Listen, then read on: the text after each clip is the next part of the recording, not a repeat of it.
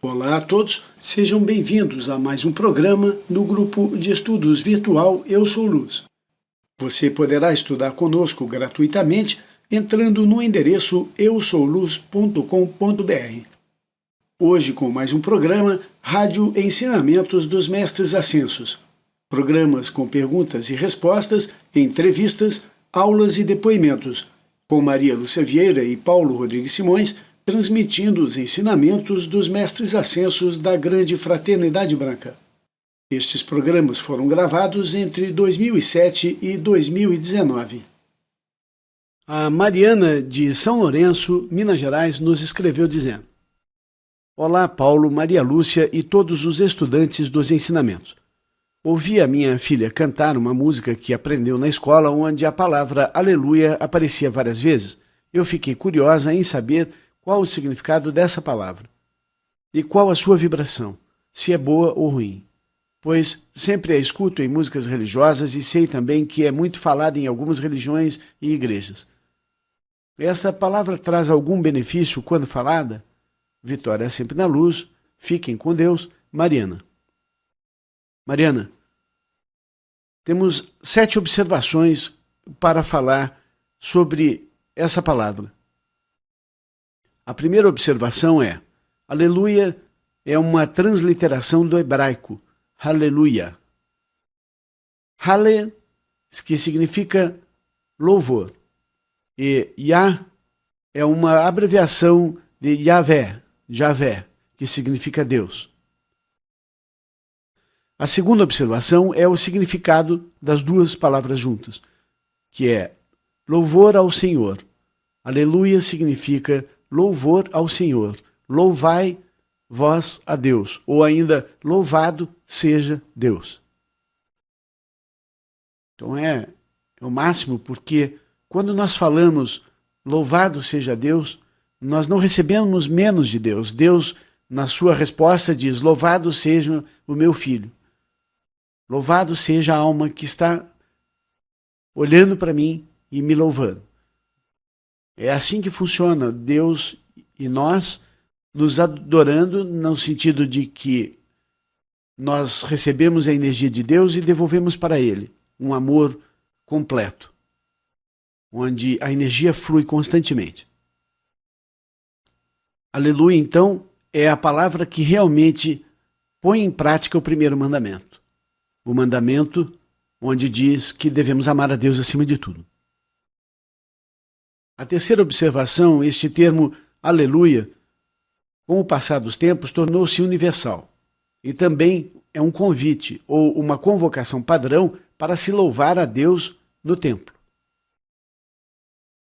A quarta observação é que aleluia aparece 26 vezes na Bíblia, sendo 22 nos Salmos e 4 vezes em Apocalipse.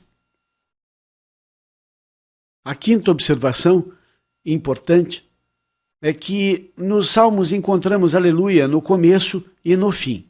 Por exemplo, os Salmos que começam com aleluia são o 111 e o 112. Os Salmos que terminam com aleluia são o 104, o 105, 115, 116, 117 e 147. E os Salmos que começam e terminam com aleluia são 106, 113, 135, 146, 148, 149 e 150. A sexta observação é que em Apocalipse o uso da palavra aleluia se transforma em uma convocação de louvor em um coro celestial. E a sétima observação importante é que você não vai encontrar aleluia no plural, aleluias, porque aleluia sempre aparece no singular. Isto porque, no entendimento dos escritores da Bíblia, o único digno de louvor é o Senhor. O Senhor é o único digno de ser louvado. O louvor é o do nosso Deus somente. Amar a Deus acima de tudo. Por isso, o convite, a convocação que os escritores fazem é para louvar o único Deus verdadeiro. Portanto, no singular e nunca no plural.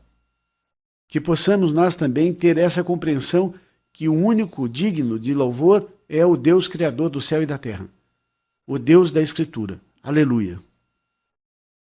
Então, Mariana, é importante aprendermos a dizer aleluia, aleluia, simplesmente entendendo o seu significado. Deus seja louvado, Deus seja louvado, Deus seja louvado.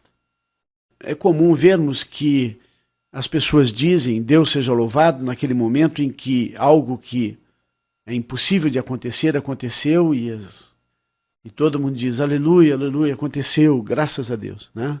É mais ou menos por aí. Muito, muito legal. Essa palavra é uma palavra que a gente tem que usar mais. Muito bonita. A Maria dos Prazeres, de Goiânia, nos escreveu dizendo: Olá, filhos da luz. Boa noite a todos. Eu estou encantada com tudo o que venho encontrando aqui para estudar e refletir. Vocês estão de parabéns. Como não associada, eu sempre frequentei este site e outros da mesma linhagem, mas eu não sei de nada. Ainda tenho muito que aprender. Eram apenas livros guardados na estante. Minha questão é a seguinte: eu costumo ficar ligada com o pensamento em oração, ou apenas suplicando, ou ainda em estado de agradecimento. Encontrei essa recomendação no Comando de Luz de Astréia e do Arcanjo Miguel, e fiquei muito feliz. Quando estou dirigindo, costumo repetir continuamente: Jesus e Maria, guardai-me, guiai-me, livrai-me de todo mal. Faço isso indeterminadamente, sem parar, e sinto que me traz paz e segurança. Em outros casos, eu costumo também repetir incessantemente: a luz de Deus nunca falha. Eu gostaria de saber como poderia melhorar meus contatos com a divindade superior, uma vez que já aprendi com vocês da necessidade de um selamento em nossas súplicas. A Luciane de São Paulo, amigos, escreve algo que pode entrar na mesma resposta da Maria dos Prazeres. Ela diz: Bom dia, Paulo e Maria Lúcia. Ouvindo programas anteriores, reparei que o Paulo fala muito de orar sem cessar. Parece simples, mas o que realmente significa isso? Acredito que não seja fazer decretos o dia todo. Grata, eu sou Luciane. Maria, a invocação e o selamento podem ser feitos no início e no final do dia, se assim você desejar. A oração da manhã, que colocamos em nosso site, abre um forte contato com os mestres logo cedo. Muitas vezes fazemos uma grande sessão de decretos de 2 a 3 horas e deixamos para fazer o selamento somente no final. Mas isso depende de cada um. Tem quem goste de selar a cada invocação, a cada decreto, ou então a cada grupo de orações para cada raio diferente. Como, por exemplo, uma sessão de decretos do 7º raio, depois faz o selamento, e então uma sessão de decretos do 1º raio, faz o selamento e assim por diante. Pessoalmente, eu entendo que uma invocação específica e um selamento depende muito da seriedade do problema. Quanto mais sério for o momento, maior a invocação e mais urgente o selamento. Maria, sua resposta de como melhorar o contato está na pergunta da Luciane. Orar sem cessar. Orar sem cessar significa conversar com Deus. Sabe, para algumas pessoas pode parecer fanatismo. Ficar orando sem cessar, meu Deus, isso aí é fanatismo, né? Mas, na realidade, a palavra orar é emitir som com a boca. A palavra orar vem da palavra oral, do latim orale. É relativo ou pertencente à boca. O que é oral é formado ou emitido pela boca, verbal, vocal, articulado, realizado de viva voz, verbal. Ou seja, orar em silêncio é o mesmo que mandar respirar no fundo do mar. É impossível. Para orar, é necessário emitir palavras articuladas na boca, mesmo que o som saia quase inaudível para quem estiver próximo a você. É claro que nós podemos e devemos meditar e pensar com Deus. É uma forma de estar em contato com a divindade o tempo todo. Mas a oração tem uma função e a meditação tem outra função. A meditação ocorre até às 5 horas. Das 5 horas em diante, do relógio cósmico, existe a oração. O chakra da garganta está nas 5 horas. Quando falamos em orar sem cessar aqui na Grande Fraternidade Branca, nós estamos dizendo falar com a presença Eu Sou e o Santo Cristo Pessoal, falar com os mestres ascensos, com os Elohim, os arcanjos, os anjos de Deus. Obviamente, não podemos fazer isso sem cessar, pois a vida não permite isso.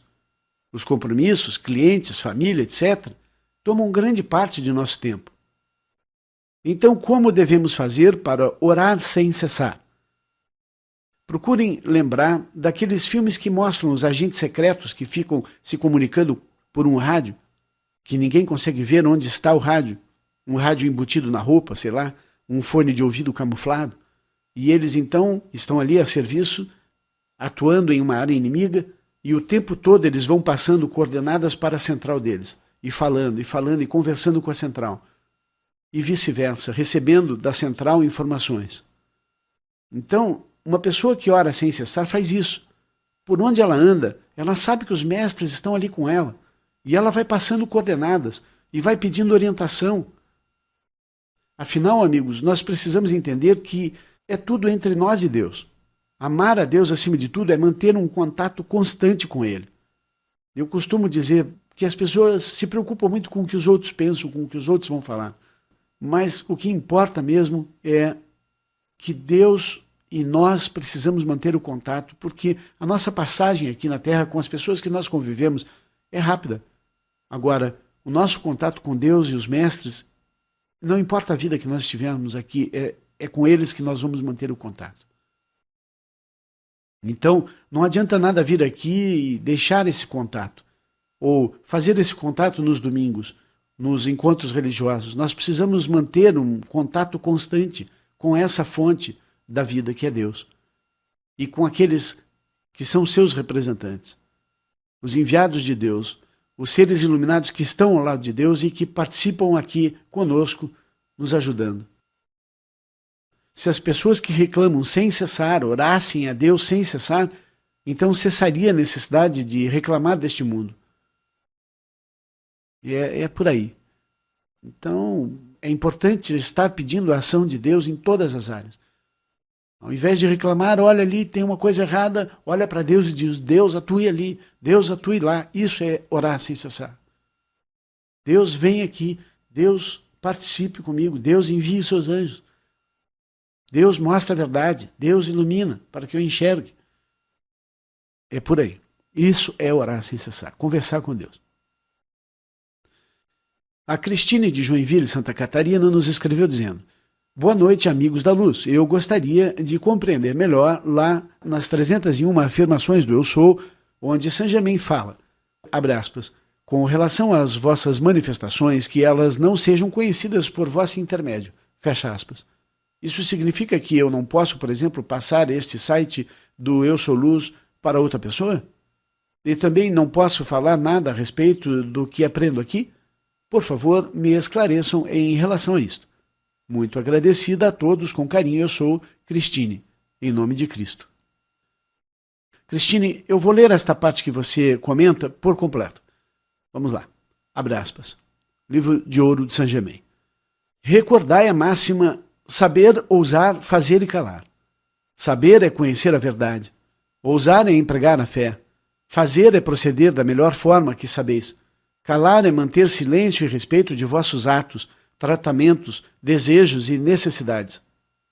Com relação às vossas manifestações, que elas não sejam conhecidas por vosso intermédio, porque quando os discípulos começam a discutir essas coisas com indivíduos incrédulos e fazer comentários perante outros que não têm a mesma escalada de conhecimento, dissipam as suas forças em vez de conservá-la dentro de si para sua própria iluminação.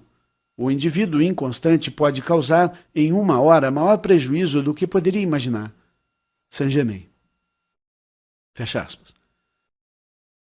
Sabe, Cristine, esse assunto já foi bem discutido aqui, mas vale a pena recordar devido à sua importância. Quando estamos estudando os ensinamentos, começamos a descobrir um mundo novo que se revela a cada instante. Quando tentamos mostrar para quem não está buscando, para quem não está preparado, eles riem de nós e tentam nos mostrar o outro ponto de vista, colocando areia em nossa fé. como o estudante está começando a entender, isso acaba bloqueando a escalada e impedindo novas revelações de acontecer. Então é importante manter-se em silêncio e degustar das descobertas sozinho, ou então com pessoas que estão prontas e aptas para entender você. Sobre saber, ousar, fazer e calar, no programa 38 você encontrará uma aula bem completa sobre esse assunto, eu acho que vale a pena você ouvir. Um debate muito interessante que fizemos entre os alunos. A Rosane de São Paulo nos escreveu dizendo: Olá, Paulo e Maria Lúcia e amigos do nosso grupo de luz. Eu tive um grande prazer de conversar com o Paulo pelo telefone hoje. Ele me deu um bom direcionamento a respeito de como proceder com certos problemas que me afligiram neste mês de setembro. Eu tenho muitas dúvidas a respeito de como enfrentar o meu eu inferior. Nós, seres humanos, ainda não adquirimos consciência total no dia a dia daquilo que realizamos sem pensar. É automático. A frieza é muito importante nessas horas, mas às vezes é impossível e, em se tratando de minha pessoa, pois sou do signo de Escorpião e muito impulsiva. Eu passei esta semana passada por um momento em que tentei enxergar a energia violenta que carregamos dentro de nós. No trabalho, passei por um momento muito desagradável em que tive que me calar diante de injustiças que estavam sofrendo. Eu fui para casa com um turbilhão de emoções subindo para a minha cabeça, raiva, angústia, medo e até ódio. E foi exatamente aí que eu parei. Diante do turbilhão de pensamentos e sentimentos errados, eu tentei retroceder.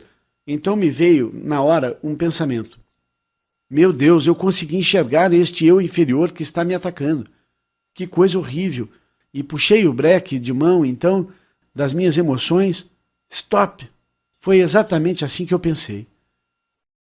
Meus amigos, mas eu já estava a toda velocidade. E quando eu tentei parar, me deu uma pressão no peito e na garganta, como se comêssemos algo muito ruim e tivéssemos de engoli-lo à força. Foi horrível. Um nó que tentei desfazer com a chama violeta, mas quase não consegui. Fiquei por mais de 2 horas com aquela sensação horrível. Mas naquele momento, eu consegui pensar que aquela energia ruim que eu estava exalando ia voltar para mim muito mais amplificada no futuro, sem contar que eu estava jogando essa energia para toda a Terra.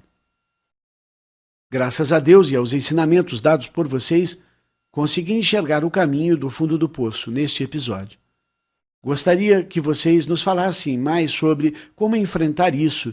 Existe nos ensinamentos de Jesus algo que fale como evitar que o eu inferior atue? Grata por vossa atenção, vitória sempre na luz de Deus, Rosane. Rosane, é complicado, hein? Nós não podemos dar atenção para o mal. Eu já falei isso aqui várias vezes, principalmente aquele filme do Merlin, um dos filmes do Merlin, tem vários, mas um em que ele, no final, ele mostra para a cidade que se eles derem as costas para a bruxa e não olharem para ela, a bruxa morre porque ela vive da energia das pessoas. E assim é o eu inferior de cada um de nós. Ele vive da nossa atenção, ele vive da nossa energia. Olhar para o eu inferior é realmente algo muito errado, porque você dá energia para ele quando você faz isso. Você pode sim visualizar a energia negra do seu eu inferior envolta pela chama violeta, mas que a sua atenção esteja na chama violeta fazendo o serviço, e não no eu inferior. Isso realmente é um perigo grande. Agora, mais importante ainda é entender que o seu eu inferior é a vossa criação. E se assim é, então ele pode e deve ser encarado como parte de você. E parte de você que você precisa limpar, purificar. É como se seu corpo estivesse sujo. E essa parte suja tem que sair daí. Uma parte que está aí coabitando com a sua alma e que é sujeira sua mesmo, que precisa ser limpa, requalificada, purificada. A chama violeta faz esse trabalho. Você pode invocar o fogo de Deus para ir, camada por camada, purificando isso. Agora, pior de tudo é saber que o nosso eu inferior, ele cresce e ganha mais vida de acordo com o que qualificamos mal a energia no dia a dia. Então, a busca pela perfeição e a harmonia é algo que realmente faz a diferença. Às 6 horas, talvez seja a casa mais importante para que possamos ter o controle da vida. A harmonia total, a casa da harmonia divina. Unirmos-nos à Mãe Divina em perfeição e harmonia. É isso que mata realmente o eu inferior. Não só chama violeta. Não adianta fazer chama violeta e ter ódio, e ter raiva, e bater boca com o vizinho, com amigos, com colegas de trabalho, seja lá com quem for. Elizabeth Klaproth ensina muito sobre isso, mas muito mesmo. Se vocês lerem os livros dela, todos os livros, vocês vão ver muitos ensinamentos sobre como vencer o eu inferior. Esse é um estudo constante, mas a principal coisa, além do autocontrole, é colocar atenção em Deus e orar continuamente, falando com Deus em todos os lugares que você vai, calmamente, normalmente, sem nenhum tipo de fanatismo. Saber e ter ciência da presença de Deus com você.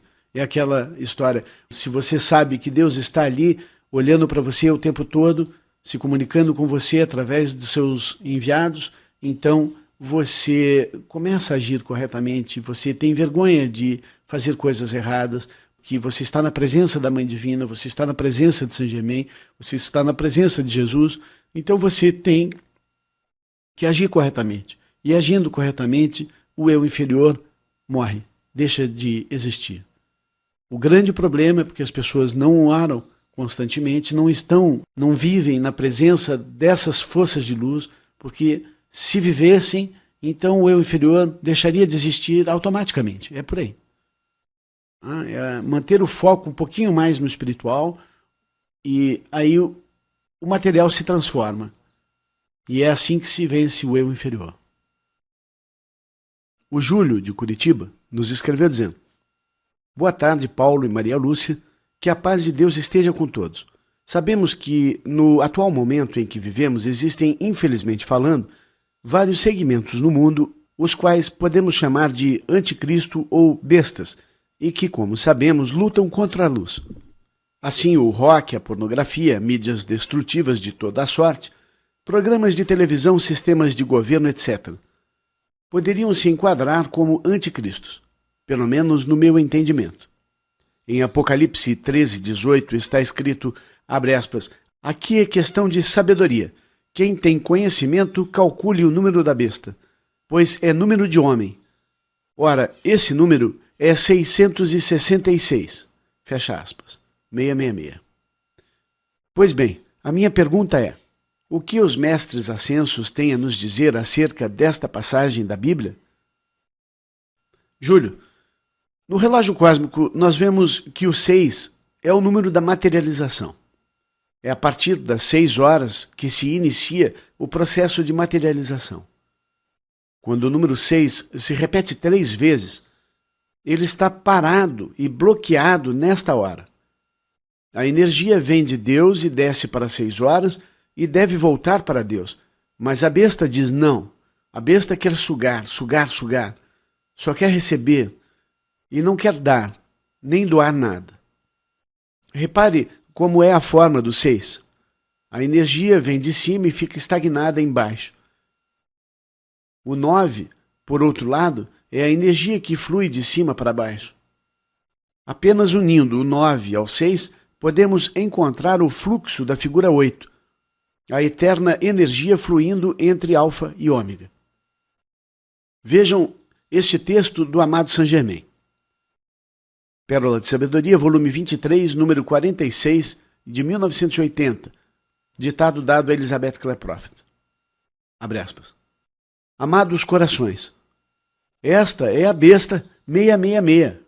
Este é o número do homem que é 666.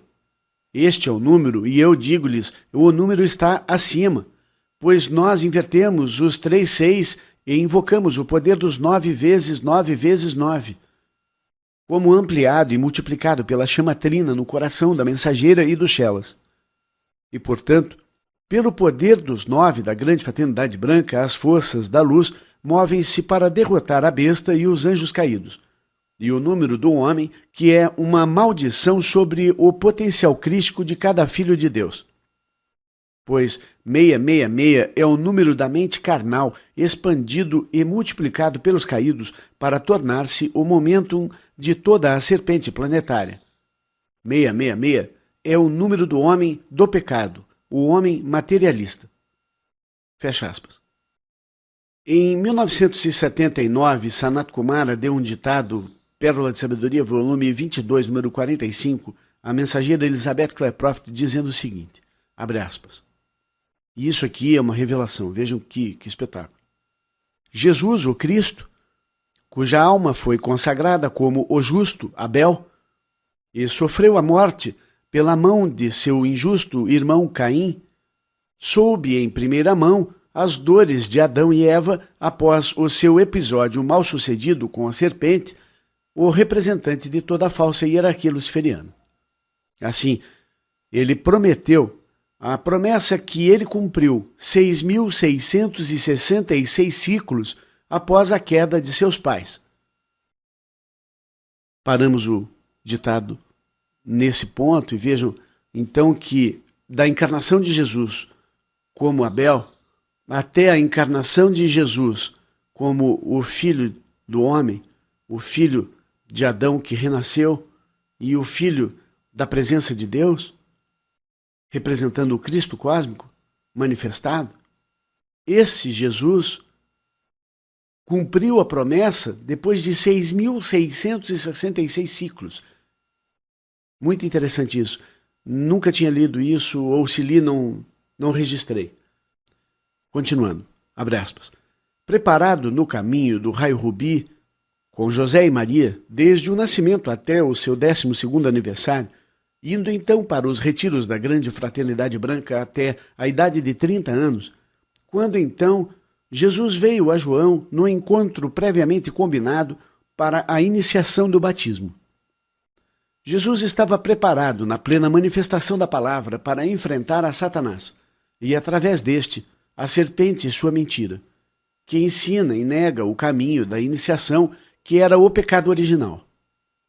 Justamente chamado de o último Adão, a última encarnação do filho do primeiro homem, Adão, o Filho de Deus saiu corajosamente para expor toda a falsa hierarquia satânica como não tendo nenhum poder, nenhuma sabedoria e amor, para frustrar a poderosa chamatrina da vida humana no coração dos filhos de Deus. Na imensidão do plano astral, a cidadela dos caídos, ele levantou-se e continua de pé para os descendentes da raça adâmica que passariam a ser chamados de I Am Race, a raça do Eu Sou. Estes são os filhos e filhas de Alfa e Ômega, que irão restaurar a divindade do Pai, Mãe divinos, em Adão e Eva e em todas as chamas gêmeas que irão reentrar com eles no caminho do raio rubi, desta vez para encontrar a vitória. Eu sou, portanto, o restaurador da luz dessas chamas gêmeas e seus descendentes, e através do Salvador desta raça, o Filho do Homem, Adão, que se tornou o Filho de Deus, Jesus Cristo, Satanás e todos os anjos caídos foram, são e podem ser sumariamente dispersados com a palavra de Deus dita através de vocês. A raça do Eu Sou. Vai-te, Satanás, porque está escrito, ao Senhor teu Deus adorarás e só a ele servirás. Esta é a verdadeira religião do Senhor Deus, que apareceu a Adão e Eva na primeira escola de mistérios, Alfa, e ele continua a ser a verdadeira religião daqueles que, como seus descendentes, vieram para a última escola de mistérios, Ômega, para restaurar a graça de Deus em nome do seu Filho, Jesus. Vejam aqui esse trecho também que interessante. A primeira escola, na época de Adão, era a escola Alfa, e agora a nossa escola de mistérios é a escola Ômega. Uma boa maneira de enxergar isso. Continuando. Eu estou com vocês, meus amados, no primeiro e no último guru, o Alfa e o Ômega, Senhor Maitreya. O Alfa, Sanat Kumara, o Ômega, Senhor Maitreya. Muito legal. E eu sou o Alfa e o Ômega no início e no final dos ciclos, do seu karma na esfera da matéria. Agora, juntos, vamos acelerar enquanto nós, eu através de vocês e vocês através de mim, Pegamos essas serpentes e expulsamos-las através da palavra de Deus por Jesus Cristo, o Filho, e por todo o espírito da grande fraternidade branca, que ele representa, na linhagem do raio rubi. Deixemos que a mulher de Gênesis seja resgatada através da mulher do Apocalipse, porque a mulher representa a alma de cada filho de Deus que desceu para a esfera da matéria e que vão ascender pela porta aberta do caminho correto. Eu sou o ancião dos dias, lembrando a vocês, meus amados, do seu voto feito juntamente com o justo Abel, para destruir as obras do diabo e resgatar a mulher e sua semente por toda a terra. Pelas 4 forças cósmicas e pela presença viva do Senhor, na comunidade do Espírito Santo, eu sou a porta aberta que nenhuma serpente disfarçada como filho do homem pode fechar. Eu sou Sanat Kumara. Fecha aspas. Muito legal. Esse aqui é um texto que traz grandes revelações, revelações que nos mostram a nossa missão, a missão de utilizar o raio rubi, apontando aqui e ali para que a presença de Deus possa atuar. Porque a utilização do raio rubi é nada mais, nada menos do que a utilização da energia do coração, apontando para Deus com as mãos que são a extensão do nosso coração, aonde está o erro, e colocando as mãos em ação para que Deus possa fluir sua energia através de nós. E é isso que vocês precisam compreender como sendo a grande missão de cada um de vocês, de cada um de nós.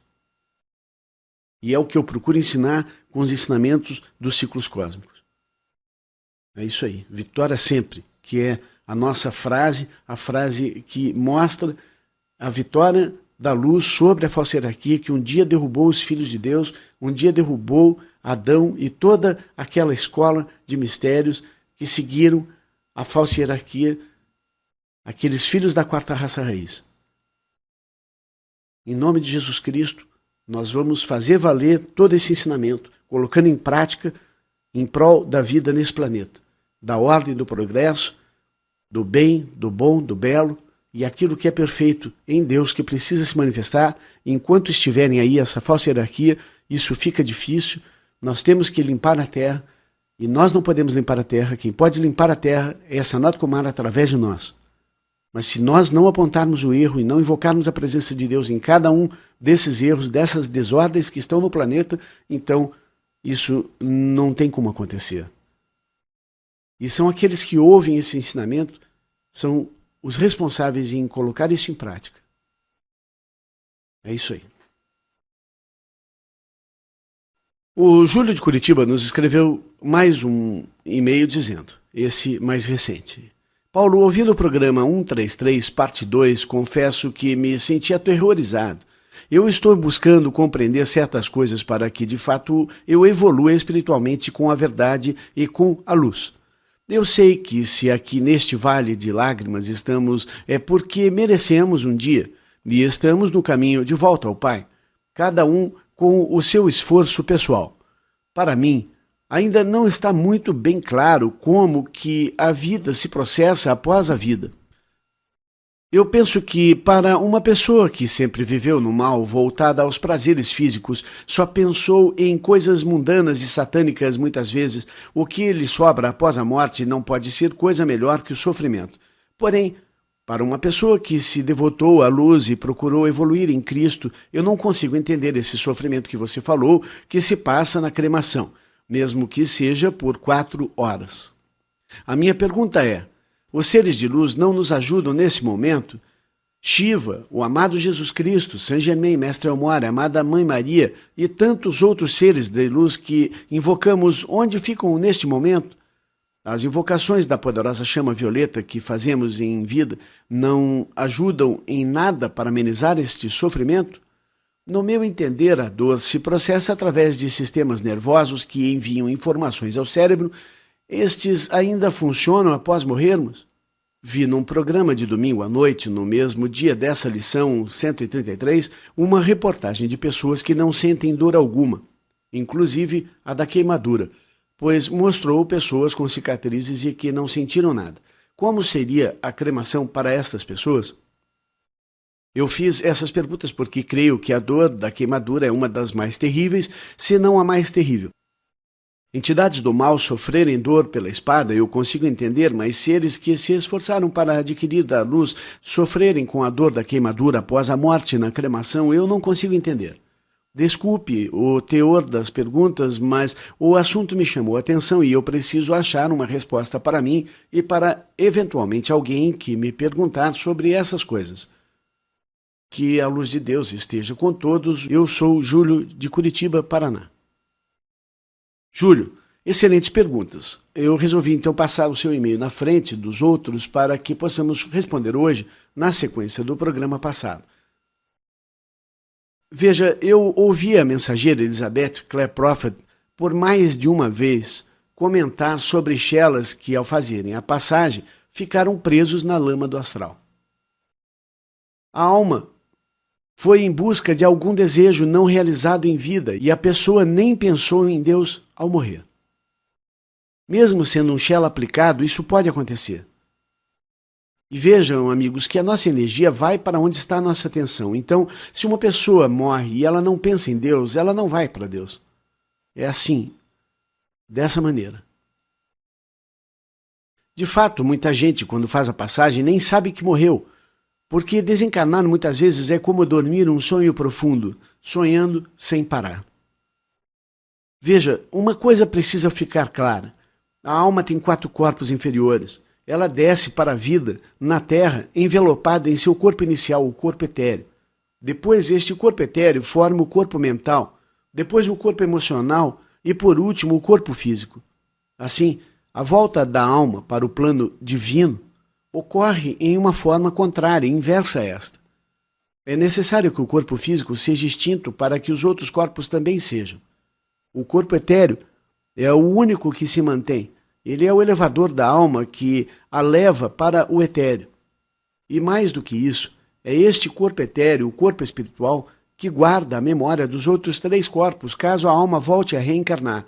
Este corpo etéreo, então, é o que reúne as informações necessárias para a reconstrução desses corpos inferiores, juntamente com aquilo que é definido para a vida seguinte, o plano divino para a vida.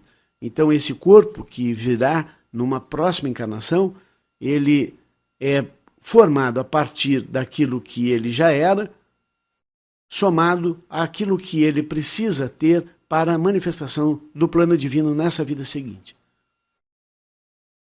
É claro que existem casos em que a alma pode ser agraciada com uma libertação imediata, mesmo sem cremar os seus 4 corpos inferiores, mas entenda que muitas vezes não é só o vício de drogas, e álcool e sexo que prendem uma alma na Terra. Cada caso é um caso. Depende se a família orar muito. Ele terá melhores oportunidades, se ele tiver merecimento também. Eu jamais teria a resposta para cada pessoa. O que eu digo sobre ser cremado é que isso aumenta em muito o desprendimento da alma. Que isso é a coisa mais sensata a fazer. Uma alma pode ficar vagando no astral por várias razões. Pode ser que por um amor excessivo, ou uma preocupação com o ente querido, ou com o trabalho. A alma recusa-se a enxergar, então, que seu tempo na Terra terminou e ela precisa seguir para outras esferas. É claro que enquanto houver o corpo emocional, a chance da alma sentir essas preocupações com o mundo é maior. A alma de alguém sem vícios pode, por exemplo, ao desencarnar, seguir para uma praia que muito gostava e lá ficar vagando por um tempo bem longo. Os anjos, amigos, mestres, podem ir lá e não conseguir convencer a alma a seguir para a luz. Eles não podem arrastar a alma para o éter. A alma tem de concordar em ir por livre arbítrio e espontânea vontade. Quando falamos de desejos do corpo emocional, tudo pode acontecer, pois o corpo emocional guarda traumas que a pessoa nem imagina, e estes traumas afloram no desencarne, assim como quando sonhamos à noite. Nós não controlamos os nossos sonhos. Cremando os corpos inferiores, este processo de libertação é mais fácil e mais rápido. As almas, com o corpo emocional fielmente amando a Deus acima de tudo, e ao próximo como a si mesmo, conseguem elevar-se sem vagar pelo astral. Em outras palavras, quanto menos apego a alma tiver, através de seu corpo emocional, às coisas deste mundo, mais leve ela estará para retornar ao etéreo. Então, se uma alma de alguém que adora a Deus com todo o seu ser desencarna, ela já desencarna pensando em Deus. A gente já ensinou isso aqui várias vezes. É aquela história das pessoas que levantam já pensando em falando com Deus e vão dormir falando com Deus. Isso faz a diferença, com certeza. Mas quantos de nós realmente têm esse desapego total? Quantos de nós, vivendo essa vida no dia a dia, nas cidades grandes, podemos ter essa elevação? Claro que invocar a chama violeta ajuda a amenizar o sofrimento, mas tem pessoas que, mesmo invocando a chama constantemente, continuam a manter o apego pela matéria, pela vida terrena, pelos problemas. Nada posso dizer sobre estas pessoas que não sentem dor, apenas que, se eles tiverem apego à matéria, eles precisam da cremação, assim como qualquer um de nós. Amigos, o corpo físico é como uma âncora para o barco. Enquanto existir o corpo, a alma pode ficar presa na terra. Por mais espiritualizada que seja, é um peso. Sabe, eu sei que, dependendo do merecimento e, quem sabe até, de orarmos pedindo isso, os mestres podem nos libertar da dor de uma cremação. Agora, eu quero que fique bem claro, mas bem claro, eu vou repetir isso que eu já falei. Eu nunca li em nenhum ensinamento dos mestres que cremar dói. O que eu estudei e aprendi é que as entidades sentem a dor do fogo e que o corpo astral sente esta dor. Assim, eu deduzi, através de um sofrimento meu, vendo o corpo do meu pai ir para dentro de um forno, eu tive essa dúvida quanto a pessoa sentir essa dor ou não. E eu trouxe isto para debate, esse assunto que ainda eu não estou certo. Estou sentindo, estou estudando, mas eu não sei. E se eu posso facilitar e fazer com que esse fogo queime o mais rápido possível esse corpo, eu o farei. No programa 63, nós falamos sobre cremação e a aula de Sanat Kumara nos deu sobre esse assunto. Procurem ouvir essa aula. A Maria Lúcia colocou a seguinte questão por telefone ontem comigo. Abre aspas. Todos os relatos de pessoas que passaram por morte clínica e voltaram a viver, são unânimes em dizer que sentem-se fora do corpo físico muito bem e leves, ou seja, não sentem dor. Fecha aspas. Agora eu questiono a Maria Lúcia de que o corpo emocional por si só sente a dor mesmo que a alma não participe disso. Mas eu acho que o que vale aqui nessa história não é ter medo disso, daquilo, mas pensar em algumas coisas para que esse corpo realmente queime mais rápido no forno. Ou seja, procurar uma casa de cremação que tenha um forno onde já se possa colocar o caixão no forno ligado, ao invés de ir ligando o forno aos poucos, como foi o caso do meu pai. E, quem sabe, colocar o caixão dentro do forno com a tampa aberta e não fechada. São duas coisas que eu pensei. Não custa. O que custa fazer isso, né? Nada. Então, são apenas pontos em que, quem sabe, se as respostas vierem, nós comentando e falando sobre o assunto, alguém pode ter essa resposta e trazer para nós, ou nós mesmos a encontrarmos aqui. É isso aí. Valeu o debate, que ainda continua aberto, e é muito interessante esse assunto surgindo aí. Eu quero falar para vocês uma história que talvez dê uma compreensão maior de que realmente nós podemos ser libertados dessa situação de sofrimento com o fogo. Essa é a história de São Lourenço, a vida de São Lourenço, esse maravilhoso santo da Igreja Católica. A história desse santo mostra que ele era um mestre do quarto raio de Deus. Ele conseguiu transcender a carne. Seu desapego à matéria era tal que seus sofrimentos físicos nem sequer foram sentidos. Quando nos desapegamos da matéria e da carne, deixamos de ser dominados por ela e abrimos as portas do céu, onde encontramos então a mente divina e seu poder sobre tudo o que existe. Vale a pena ler esse testemunho da vida deste mestre do desapego e da adoração divina, um exemplo a ser seguido por todos nós. A vida do mártir São Lourenço. São Lourenço nasceu no início do século III em Huesca, cidade da Espanha, no reino de Aragão. Seu pai, Orense, e sua mãe, Paciência, ambos cristãos, lhe deram uma excelente educação. Os virtuosos pais de São Lourenço transmitiram-lhe uma extraordinária pureza de costumes e um grande amor à castidade.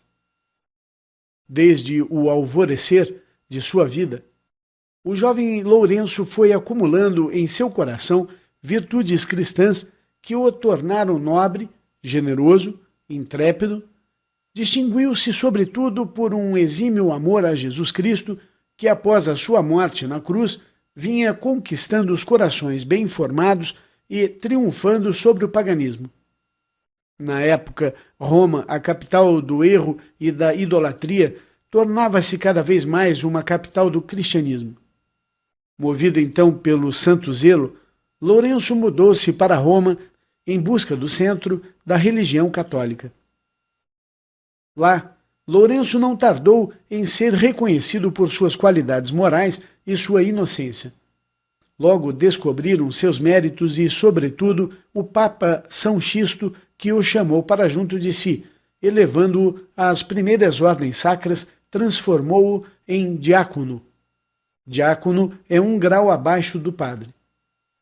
Pouco depois, nomeado arquidiácono, o primeiro dos 7 diáconos da Igreja Romana. Como arquidiácono, São Lourenço tornou-se ainda mais humilde, mais fervoroso e mais ardente no zelo. A esta ordem sacra estava ele afeto não só o cuidado de distribuir a Sagrada Comunhão aos fiéis, como também a administração dos bens eclesiásticos, dos vasos sagrados, dos paramentos sacerdotais, do dinheiro destinado à sustentação dos ministros e também o dinheiro para socorrer aos pobres necessitados. Este cargo exigia de São Lourenço uma rara prudência, uma vigilância superior e um desinteresse a toda prova.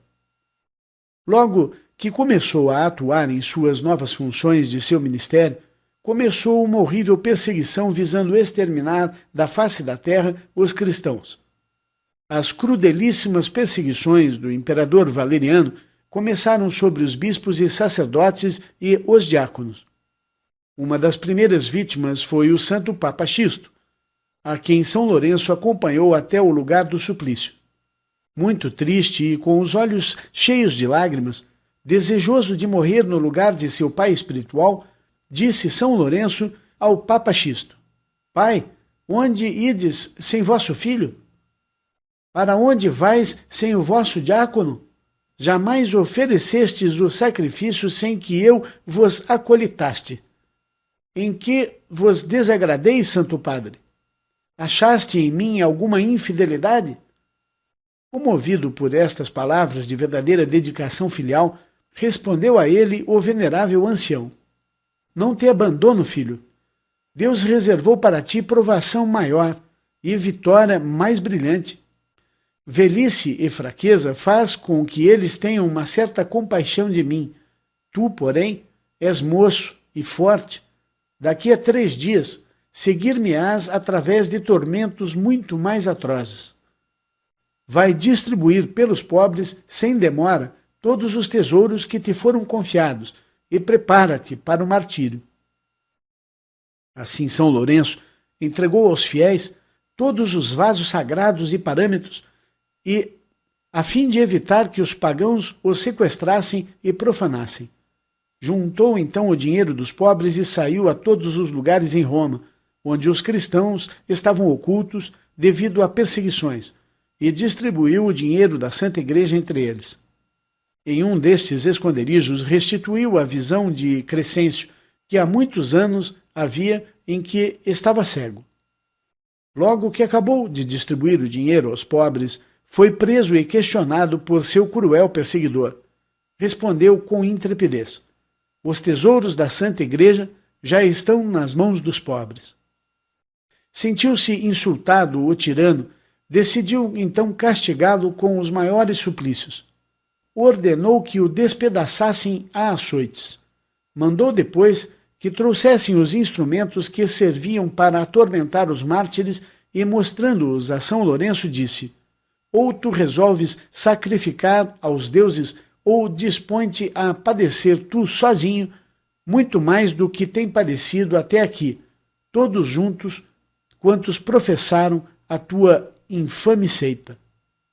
Respondeu-lhe então, em tom tranquilo, São Lourenço, abre aspas, os vossos deuses nem sequer merecem aquelas honras que se tributam aos homens. E vós quereis, porventura, que eu lhes tribute adoração só devida a um único e verdadeiro Deus? Além disso, pouca violência exercerão estes instrumentos de crueldade sobre mim, porque não temo os suplícios. Confortado pelo meu Senhor Jesus Cristo. Fecha aspas. Foi, então, Lourenço mandado ao cárcere, no guardo de um certo oficial de nome Hipólito. Logo que entrou na prisão, os cristãos ali detidos se lançaram aos pés de São Lourenço. Um deles, chamado Lucilo, que há muitos anos tinha perdido a vista, a recuperou milagrosamente tomando a mão do santo e tocando-lhe os olhos. O oficial Hipólito, testemunha ocular desta maravilhosa cura, converteu-se ao cristianismo. As torturas começaram no dia seguinte. Estenderam-no em um cavalete, deslocando-lhe todos os ossos. Açoitaram-no com escorpiões, que são cordéis terminados com bolas de chumbo, dilacerando-lhe a carne. Vendo estes bárbaros tormentos serem suportados com tamanho heroísmo por São Lourenço, um soldado da guarda imperial, chamado de Romano, pediu-lhe o batismo, vindo ele mesmo a padecer o martírio um pouco depois. Nossa, que coisa, né? Transformado pela cólera, o tirano lhe disse: sofrerás esta noite um gênero de suplício que certamente te fará mudar de opinião e de linguagem. Retrucou-lhe então o santo Lourenço: teus tormentos serão minhas delícias. A terrível noite com que me ameaças será para mim a mais clara e a mais alegre de toda a minha vida, pois me unirá ao meu Salvador, a quem exclusivamente adoro e amo. O tirano, então, mandou trazer uma grelha que foi posta sobre brasas. São Lourenço foi então colocado sobre aquele leito de ferro, debaixo do qual ardia um fogo abrasador de carvões acesos. Tão sereno e tranquilo ficou São Lourenço sobre aquela cama de fogo, que muitos dos presentes se converteram à fé verdadeira. Aturando com muita paciência a tortura do fogo, o arquidiácono suportava até com alegria, satisfeito em poder sofrer por amor a Jesus Cristo. Tendo, então, suportado por algum tempo aquele horrendo suplício, o nobre puro santo disse ao cruel, arrogante e perseguidor, com um sorriso nos lábios, ele disse: se quiserdes, podereis mandar virar-me, visto que deste lado eu já estou bastante assado. Ouvindo essas palavras, enfureceu-se ainda mais o desumano torturador, ordenando aumentar o fogo por baixo da grelha. Daí a pouco, São Lourenço sorria angelicamente, dizendo com ironia: não te pareces, ó tirano, que eu esteja bem assado? Agora, se quiseres, poderás comer a minha carne, que já está bem assada de todos os lados. A preciosa vida de São Lourenço ia então se esvaindo lentamente sob a ação abrasadora do fogo. Aproveitou então os últimos instantes de vida para rezar pela conversão dos gentios e dos perseguidores do cristianismo. Recomendou a sua alma ao Criador. Finalizou seu martírio em 10 de agosto de 259, dia em que é venerado com grandes pompas em todo o universo católico. Maravilha, me arrepio sempre que leio essa história. Alguns de vocês já me ouviram contar essa história lá no Paul Talk, já mandei para as Gotas de Sabedoria, mas notei hoje que ela não tinha sido lida ainda no programa, aqui nos nossos encontros do grupo de estudos. E essa história vem a calhar perfeitamente com essa resposta a você, Júlio, e a todos nós nessa pesquisa sobre a cremação, onde, se nós tivermos merecimento e desapego material como tinha São Lourenço, um homem que tinha o desapego à matéria, ele teve o poder da igreja nas suas mãos, poderia ter desaparecido com todo aquele dinheiro e saiu distribuir aos pobres. Então ele realmente era totalmente desapegado ao dinheiro, desapegado à matéria, né? E é isso, talvez, que dê essa libertação, né, do sofrimento da dor física, pois o desapego físico é grande, assim ele não sofre a dor física. Uma história para ler e reler e meditar muitas vezes. São Lourenço é conhecido como o santo dos queimados, então nós podemos pedir a ele para tirar a dor da cremação, se é que ela existe, não só nossa, como de parentes que a gente for levar ao crematório, assim como levei meu pai. Eu esqueci de São Lourenço, dessa história. Se eu tivesse lembrado, teria orado a São Lourenço para cuidar do meu pai nesse momento de cremação. É isso. Deus abençoe São Lourenço, onde ele estiver, com certeza está ao lado de Jesus Cristo. Eu recebi essa semana de um de vocês um e-mail com uma história muito interessante. Eu vou ler para vocês agora. Abre aspas. Em laboratórios de todo o mundo, o estudo do cérebro entrou numa fase detalhada, que permite chegar a conclusões sobre o grau de felicidade das pessoas.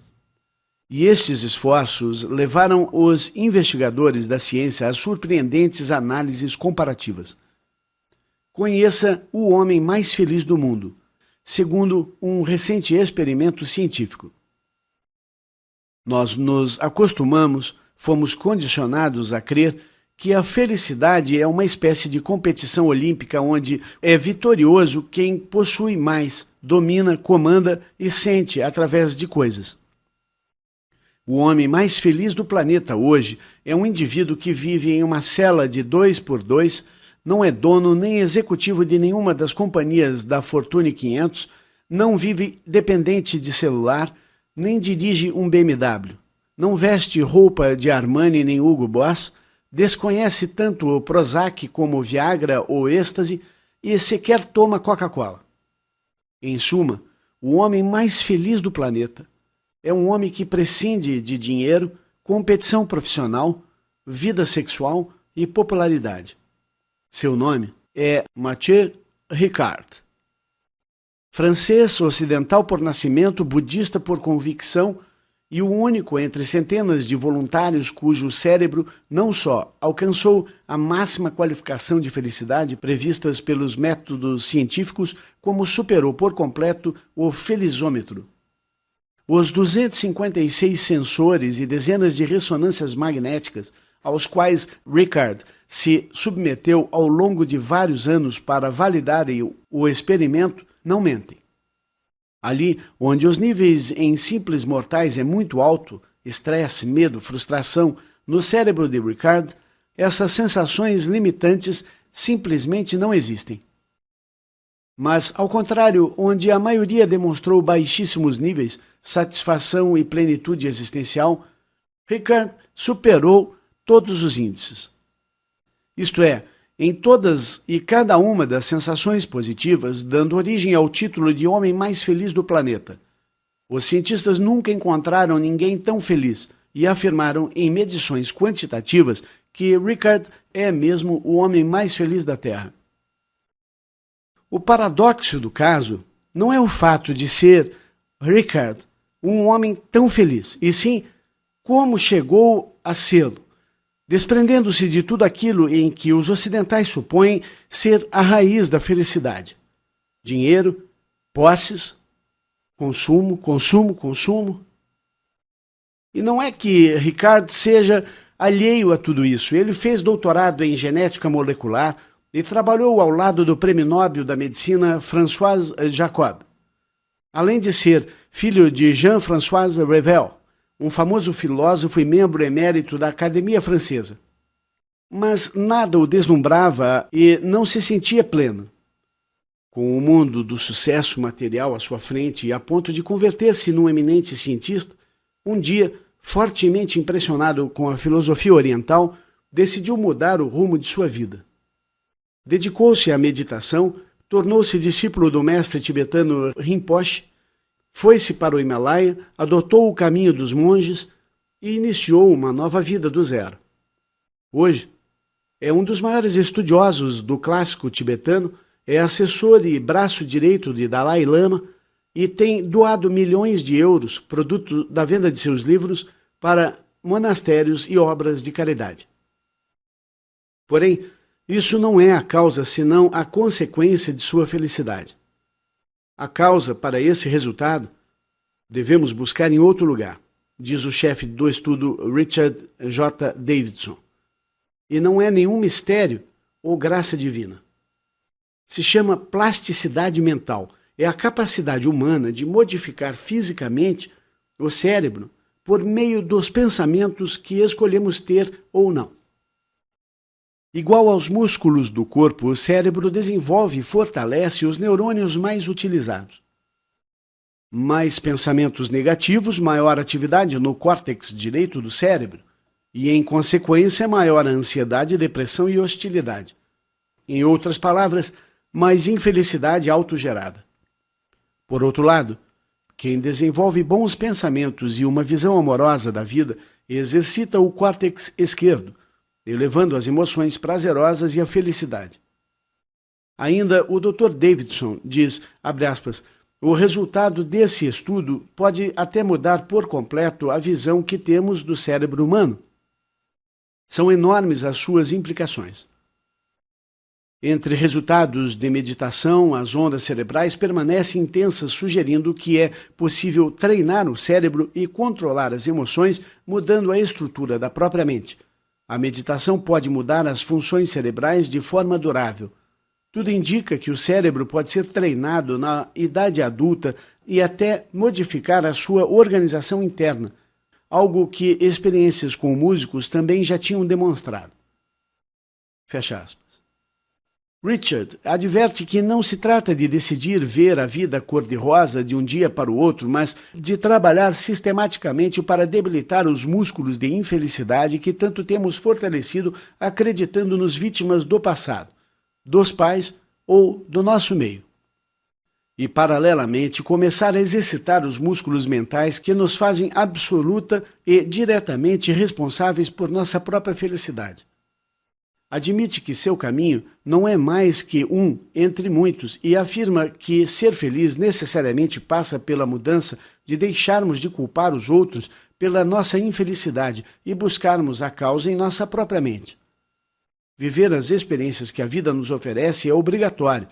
Sofrer com elas ou desfrutá-las é opcional.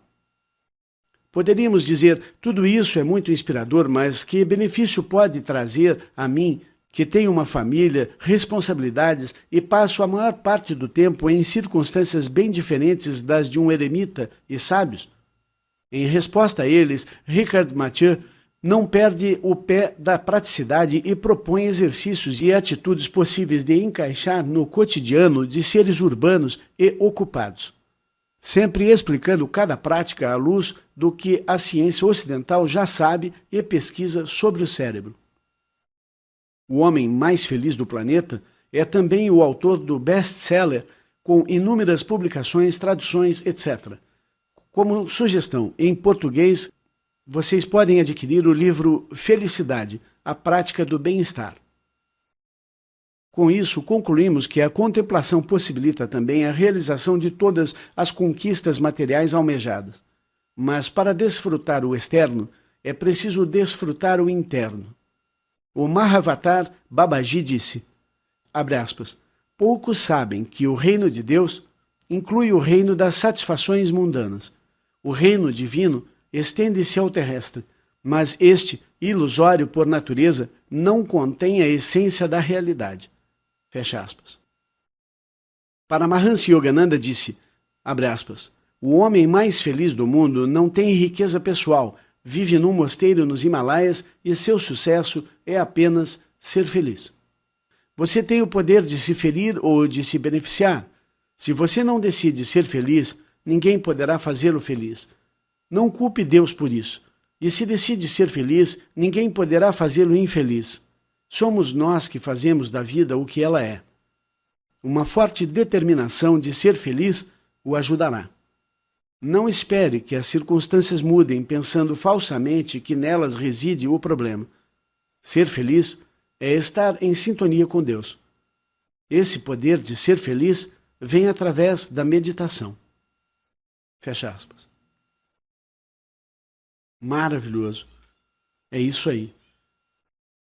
É como diz Elizabeth Klaproth, primeiro nós temos que encontrar a luz interior, a alegria interior, para depois encontrarmos essa alegria no exterior. Participe do nosso grupo de estudos pelo endereço eusouluz.com.br. Tire suas dúvidas sobre os ensinamentos dos Mestres Ascensos enviando sua pergunta para o nosso WhatsApp 35 99728 5201. Colabore para a expansão da luz. Apoie o nosso trabalho. Não importa o valor. Participe pelo Pix, contato@eusouluz.com.br ou fazendo uma transferência para a nossa conta no Itaú, na agência 1597, conta 20830, dígito 3. Lembre-se de curtir este vídeo e compartilhar com os amigos. Isso ajuda na divulgação do canal. Vitória sempre na luz de Deus e até o próximo vídeo.